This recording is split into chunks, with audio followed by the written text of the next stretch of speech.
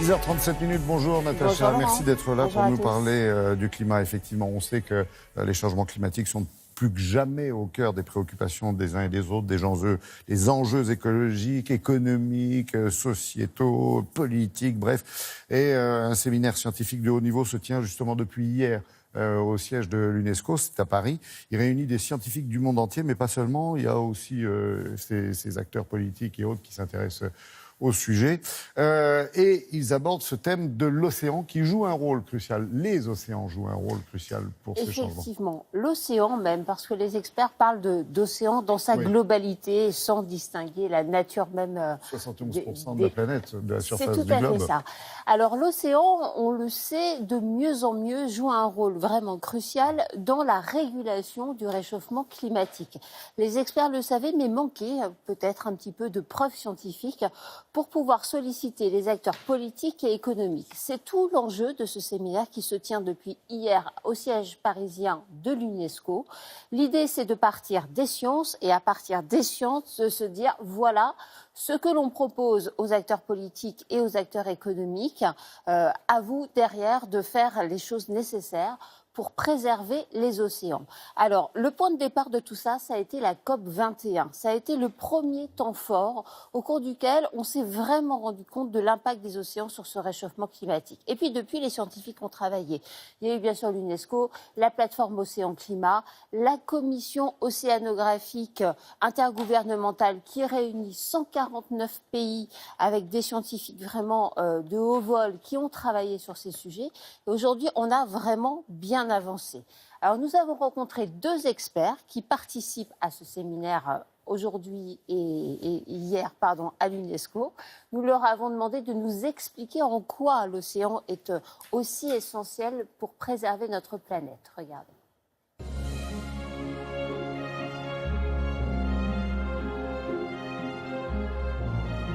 Avant la COP21, on a eu 20 COP sans un mot sur l'océan.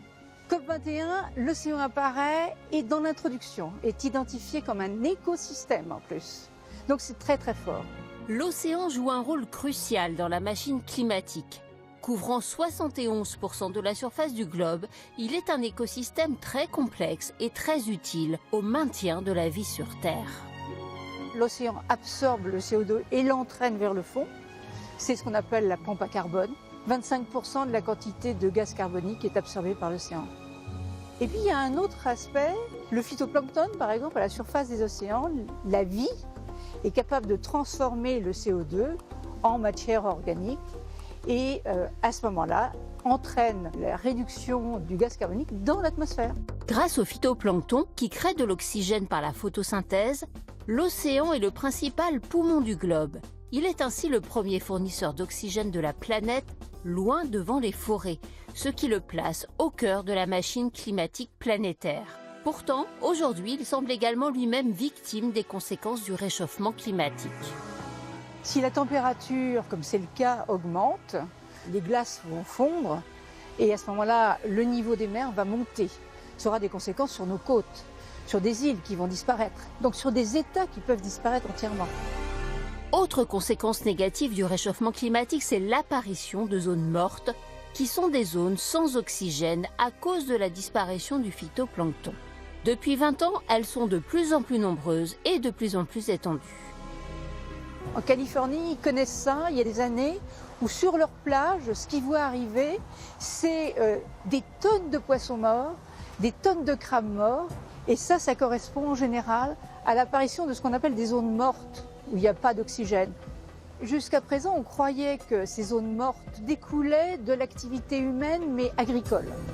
En réalité, les raisons sont multifactorielles. Si l'océan continue à limiter le réchauffement climatique global, depuis plusieurs décennies, la pression humaine, principalement les émissions de CO2, la surexploitation des ressources et les pollutions, ont dégradé considérablement les écosystèmes marins. L'océan joue de moins en moins son rôle de régulateur du climat. Pour les scientifiques, il est donc temps d'agir. Les leviers sont l'action concertée des pays pour réduire nos émissions de gaz à effet de serre, mais c'est aussi par des solutions plus locales. La pollution, les pratiques de pêche, C'est justement pour améliorer cette coopération entre le monde scientifique, les acteurs politiques, mais les acteurs dans le secteur privé qu'on lance en 2021 une décennie des sciences océaniques pour le développement durable. Je pense que là, ce qu'on est en train de vivre, c'est aussi la discussion autour de l'océan au sens peut-être bien commun de l'humanité.